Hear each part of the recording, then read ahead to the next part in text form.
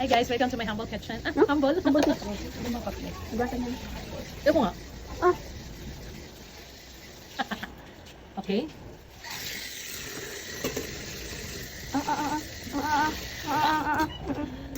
Higo ka muna para kondisyones. Uy! Ang bait pa nakabit. Tingin, ang konti naman ang bigas mo. Hindi pa. O, hugasan ko pa muna, pre.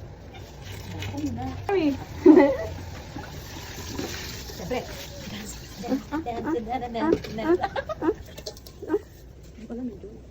Tamang ano lang mo, ano? Mag-question ka, mag-challenge tayo, punta tayo Baguio, sakay lang tayo ng bus. Yes. Or magsasali tayo ng share, Oo. yung group. Ganun ang ginagawa ko dati. Ang dami mong mapuntahan pag may Yes, group. na isaan mo. Iplano natin yan. Push! Bakit na isaan mo ko? Oo, nag-ano kami dati? Share ng ano? How's your sinaing, Ma'am Eden? Actually, it's already cooked na. Actually. Parang yung sinain. Can I have some space? You make hiwa-hiwa there, oh. Hindi kasi ito ko, guys. I make sabon-sabon this one. Napaka-arte siya. How can I cook the rice? Ilagay mo muna dyan. So, ano?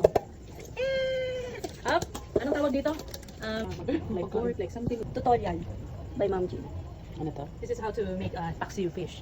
Like Paksiw. galanggong. Wait. With salong. Gusto ko dito. Ubusin mo na yung talong. Oo, papaabotin pa ito bukas. Okay, na. Cook the Ito rice. malapit na ka.